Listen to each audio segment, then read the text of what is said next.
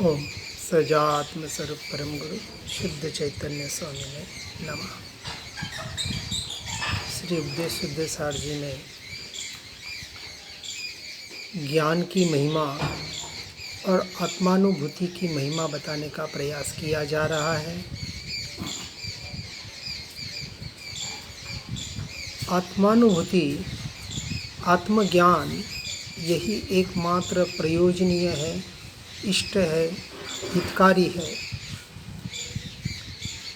आत्मा के संबंध की जानकारी, ज्ञान स्वभाव की बड़ी बड़ी चर्चा, भेद विज्ञान की बातें करके मन को रंजायमान करना, अपने को श्रेष्ठ ज्ञानी बताना, मनवाना, ज्ञान के आलंबन आत्मानुभूति में अंतराय डालकर अज्ञान पर पर्याय शरीरादि का सहकार करना, विद्वत्ता का प्रदर्शन करना इत्यादि, यह सारी बातें जीव को अहंकार का पोषण कराकर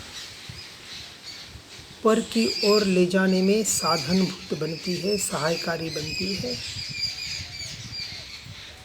इससे निरंतर हमें बचने का प्रयास करना है। जो पढ़ रहे हैं, सुन रहे हैं, लिख रहे हैं, सुना रहे हैं, यह दूसरों के लिए न होकर अपने स्वयं के लिए होना चाहिए। साथ साथ में निरंतर यह चिंतन मनन चलता रहे, ये जो पढ़ रहा हूँ, सुन रहा हूँ, बता रहा हूँ, इन सब में मैं कहाँ हूँ और मुझे कहाँ पहुँचना है। क्योंकि धर्म चर्चा का नहीं, चर्या का विषय है, आचरण का विषय है। इसलिए व्यवहार की अपेक्षा से शास्त्रों के माध्यम से, सद्गुरु के माध्यम से पढ़ना, सुनना, उस पर चिंतन मनन करना और भेद ज्ञान, भेद विज्ञान के साथ सम्यक दर्शन को अर्थात अपने आत्मा के श्रद्धान को टंकोत्कीर्ण दृढ़ करना, यही एकमात्र प्रयोजन उपाय है। अन्यथा जो आत्मा शुद्ध द्रव्य के निरूपण स्वरूप निश्चय नय से निरपेक्ष रहकर अशुद्ध द्रव्य के निरूपण स्वरूप व्यवहार नय से जिसे मोह उत्पन्न हुआ है, ऐसा वर्तता हुआ, यह शरीर में हूँ, ये शरीर आदि मेरे हैं, इस प्रकार आत्मीयता से देह धनादिक पर द्रव्यों में और उसके निमित्त से होने वाले परभावों में ममत्व नहीं छोड़ पाता है, मैं मेरापना नहीं छोड़ पाता है, तथा आत्मा की भेद विज्ञान की चर्चा मात्र करके मन को रंजायमान मात्र करता है, अपने प्रयोगों में, आचरण में नहीं लाता है, वह सत्य मार्ग को दूर से छोड़कर संसार का ही आश्रय करता है। इसलिए श्रीमद् जी ने कहा है, मुख से ज्ञान कथे और अंतर छुटा न मोह, वह पामर प्राणी करे मात्र ज्ञानी का द्रोह। वह ज्ञानी के जीवान पर, वचनों पर, छाती पर पांव रखकर चल रहा है। इसलिए शुद्धात्मा सत्य और अहेतुक होने से अनादि अनंत और स्वतः सिद्ध है।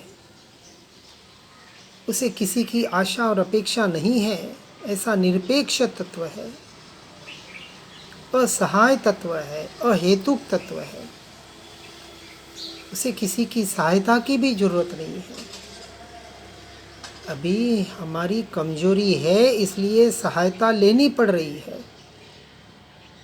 देव गुरु शास्त्र की सहायता जब तक हम पूर्ण दिशा को प्राप्त नहीं करें तब तक सर्वोत्कृष्ट बताई, अन्यथा किसी सहायता की जरूरत नहीं है।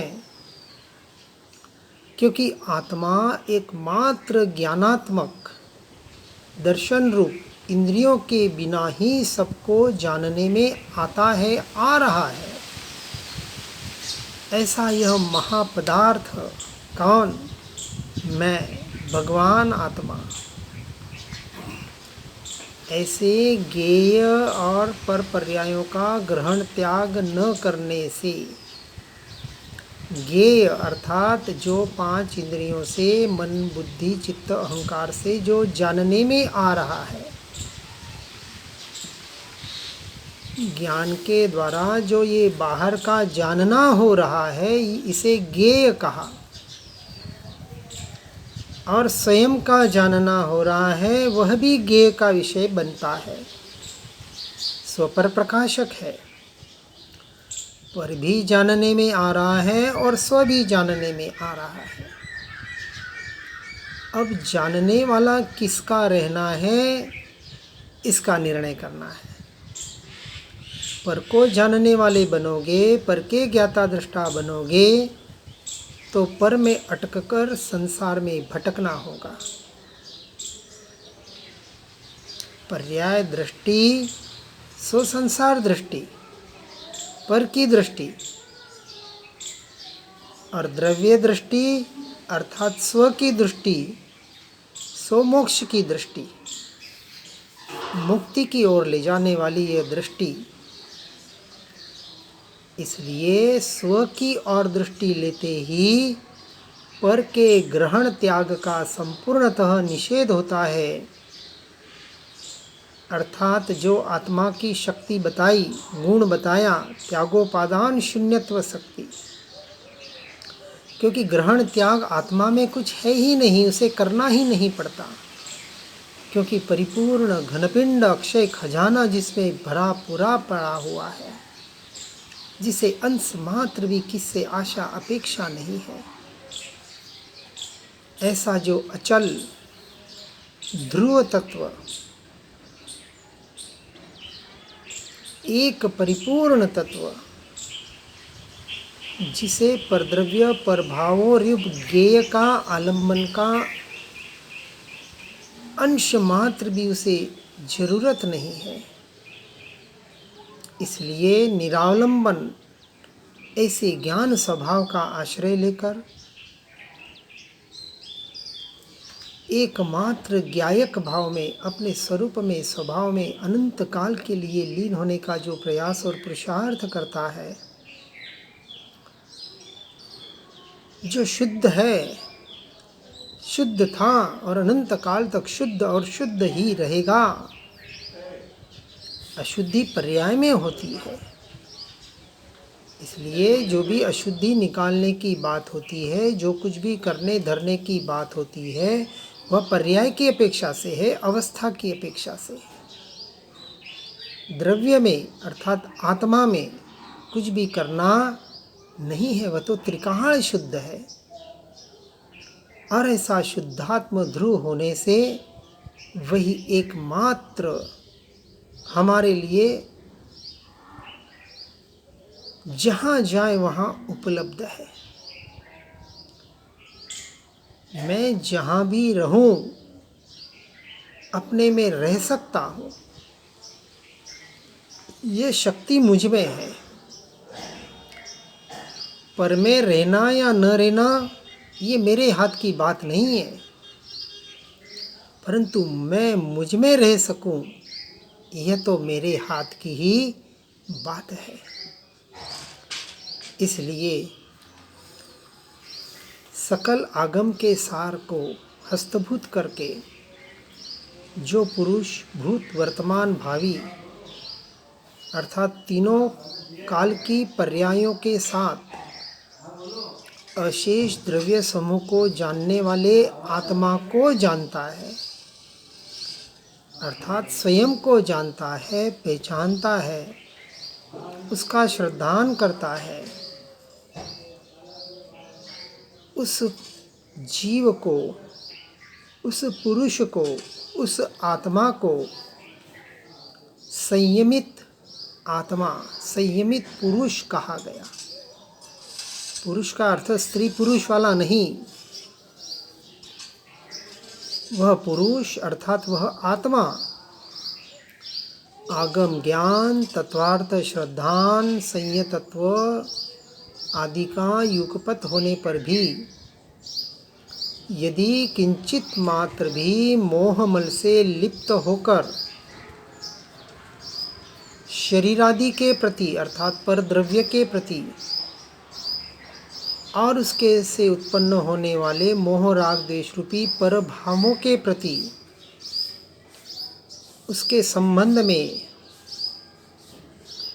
मूर्छा से विरत रहने से निरूप राग उपयोग में परिणत करके ज्ञानातक आत्मा का अनुभव नहीं करता, तो वह पुरुष मात्र उतने मोहमल कलंक रूपी किले के साथ बंधे हुए कर्मों से छूट नहीं सकता। अनादि काल से जीव के साथ ये जो कर्मों की सत्ता, कर्मण शरीर जो बंधा हुआ है, कर्म के परमाणु जो साथ में बंधे हुए हैं, चिपके हुए हैं,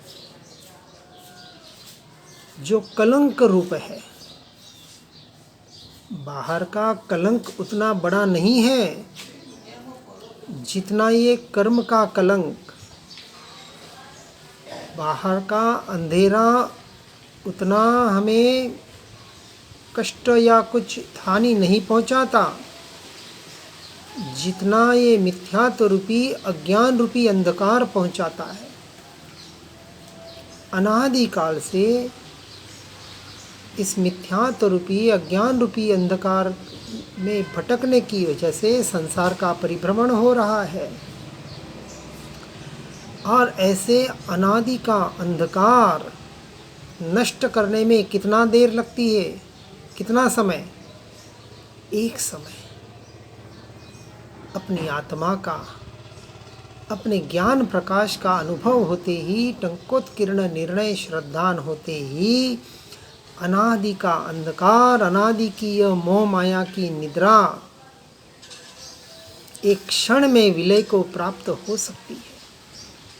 इतनी ताकत मुझ में पड़ी हुई है। किसमें? मुझ में पड़ी हुई है। इसलिए इन बाहर के सारे प्रपंचों से, माया जाल से छूटने का हमें प्रयास करना पड़ेगा। दुनिया में मेरा ज्ञान प्रसिद्ध होवे, मेरी मान्यता प्रसिद्ध होवे, दुनिया मेरी प्रशंसा करे, मैं जो कहता हूँ, सुनाता हूँ, उसको देखकर दुनिया खुश हो जावे। जो दूसरों को खुश रहने में लगा हुआ है, जो पर के अनुसार अपने सत्संग कर रहा है, पर को खुश रखने के लिए उनके अनुसार सत्य को आड़ा मेढ़ा टेढ़ा करके जनरंजन मनोरंजन कार्य कर रहा है,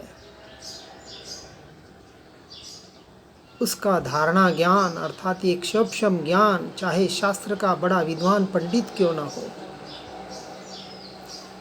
भले सच्चा भी हो, तो भी वह वास्तव में अज्ञान है, मिथ्या ज्ञान है। जिस क्षोभम ज्ञान से अर्थात इस पढ़ने, सुनने, लिखने, सुनाने से यदि स्वयं का भला न होता हो, तो फिर समझना वह स्वयं से स्वयं को ठग रहा है। ज्ञान कोई चर्चा का विषय नहीं है, या अन्य विशिष्टता से अंतर वस्तु कोई प्राप्त हो जाए, किसी क्रियाकलाप से अंतर वस्तु प्राप्त हो जाए, मन वचन काया की क्रिया से, जप तप यात्रा ध्यान आदि से। इसलिए बाहर से लक्ष्य हटाकर एकमात्र अंतर स्वभाव की दृष्टि करें, अपने स्वरूप और स्वभाव को लक्ष्यगत करें, उसका ही आश्रय करें, उसके ही सन्मुख होए, करी दृष्टि अखंड सन्मुख। मूल मार्ग जिन वचन, वितरागी परमात्मा का मूल मार्ग यही है कि जैसा बने तैसा बाहर से दृष्टि को हटाकर परद्रव्य परभावों से, पर्यायों से, भेदों से दृष्टि को हटाकर अभेद, अखंड, एक, परिपूर्ण, ध्रुव तत्व ऐसे भगवान आत्मा पर दृष्टि स्थिर करना, यही एकमात्र स्व को पाने का, अतीन्द्रिय शांति और आनंद प्राप्त करने का मार्ग है, उपाय है। इस प्रकार सर्व प्रकार से भेद ज्ञान, भेद विज्ञान की प्रवीणता से यह अनुभूति है, सो ही मैं हूँ। ये जो जानपना हो रहा है, चाहे परद्रव्यों का हो रहा है, परभावों का हो रहा है और स्वद्रव्य का हो रहा है,